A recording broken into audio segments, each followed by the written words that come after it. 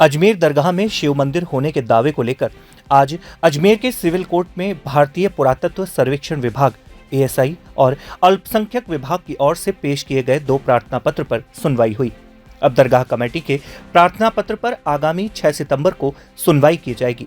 विभागों के वकीलों ने बताया कि याचिकाकर्ता विष्णु गुप्ता की ओर से नोटिस जिस तरह से देने चाहिए थे, सरकार को पक्षकार बनाना था, उन नियमों का पालन नहीं किया गया। इस पर गुप्ता के वकील संदीप की ओर से जवाब दिया गया कि यह ज्यूरिडिक्शन का मामला है और प्रार्थना पत्र जरूरी नहीं है। अब कोर्ट इस मामले में निर्णय करेगा। वहीं दरगाह कमेटी की ओर से याचिका खारिज करने के लगाए गए प्रार्थना पत्र पर सुनवाई आगामी 6 सितंबर को होगी। सुनवाई को देखते हुए कोर्ट परिसर में सिविल लाइंस थाना पुलिस के साथ ही अतिरिक्त पुलिस जाब्ता भी तैनात किया गया। याचिकाकर्ता विष्णु गुप्ता भी कोर्ट में मौजूद रहे। इस दौरान पत्रकारों से बातचीत करते हुए गुप्ता ने दरगाह कमेटी की ओर से पेश किए गए 7/11 प्रार्थना पत्र पर सुनवाई 6 सितंबर को होगी। वहीं भारतीय पुरातत्व सर्वेक्षण विभाग और अल्पसंख्यक विभाग की ओर से पेश किए गए प्रार्थना पत्र पर बहस हुई। उम्मीद है कि उनका प्रार्थना पत्र खारिज होगा। आज अजमेर दरगाह बनाम संकट मोचन महादेव मंदिर मामले में सुबह सुनवाई शुरू हुई थी। लंच से पहले और कुछ आर्गूमेंट उस समय हुए। 7:10 पे सुनवाई हुई थी। उसके बाद दोपहर 3:30 बजे के आसपास सुनवाई चालू हुई।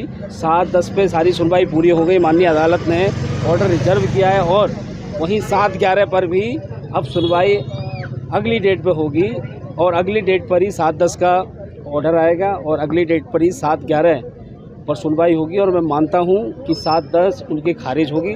बिल्कुल हमारे वकीलों ने बहुत सारे साक्ष्य, बहुत सारी जजमेंट रूलिंग वहाँ बताई, माननीय अदालत को बताया।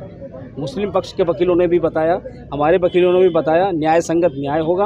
उनकी याचिका जो आपत्ति है वो खारिज होगी और मैं मानता हूँ 7:11 में उनकी खारिज होगी और खारिज होने के बाद सर्वे का रास्ता साफ होगा। जैसा कि हमने दावा किया है कि वहाँ संकट मोचन महादेव मंदिर था, वहाँ शिवलिंग था, जहाँ दरगाह भी मौजूद है।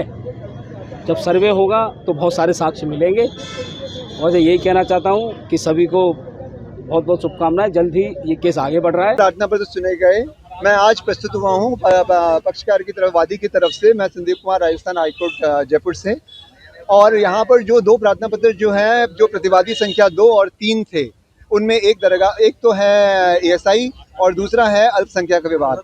अब इन दोनों ने प्रार्थना पत्र पेश किया था कि हमने जो है नोटिस जिस तरीके से देने चाहिए और सरकार को पक्षकार बनाना था वो नहीं बनाए और जो है, लेकिन जिस नियम के अंतर्गत प्रार्थना पत्र पेश किया है वो ऑर्डर 7 रूल 10 है। ऑर्डर 7 रूल 10 सिर्फ ज्यूरिसडिक्शन से मतलब रखता है। हमने न्यायालय के सामने ये पक्ष रख दिया है। ये ज्यूरिसडिक्शन का मामला है, प्रार्थना पत्र पोषणीय नहीं है। लेकिन न्यायालय सुनने के बाद अपनी शक्तियों का प्रयोग करके किस तरह से आदेश पारित करेंगे, ये न्यायालय के क्षेत्राधिकार में है, हमारे नहीं। क्षेत्राधिकार पर प्रश्न नहीं उठाया गया है, तो इसलिए हमारा कहना है ऑर्डर 7 रूल 10 की एप्लीकेशन मेंटेनेबल ही नहीं है। आज अजमेर में न्यायालय में विष्णु गुप्ता द्वारा जो दरगाह को लेकर के वाद प्रस्तुत किया गया था, उसमें सुनवाई हुई।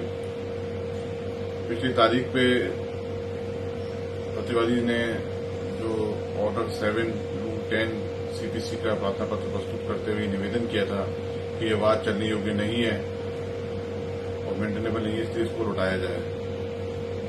उसमें आज बहस हुई।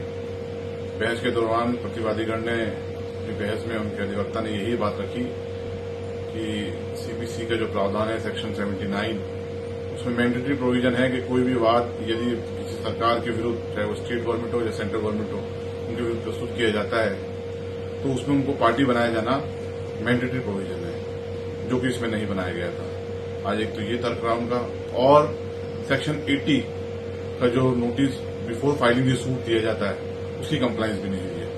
इन्हीं तर्कों पे आर्ग्यूमेंट करते हुए अधिवक्तागण ने न्यायालय से निवेदन किया है कि ये बात चलने योग्य नहीं है और बात को लौटाया जाए, जिसमें दोनों पक्षों के बीच में बहस सुनकर माननीय न्यायालय ने इसको 6 सितंबर को ऑर्डर के लिए रखा गया है और इंशाल्लाह उम्मीद है कि 6 सितंबर को यही ऑर्डर आएगा कि ये बात चलने योग्य नहीं है और इसको खारिज किया। तारीख 6 सितंबर पड़ी है। देखें, पुलिस नहीं देखना आप कैसा वीआईपी ट्रीटमेंट दिया जा रहा है विष्णु गुप्ता को। उन्होंने कहा मेरे पे गोली चली, तो उसकी रिपोर्ट कहाँ है? सार्वजनिक नहीं हुई।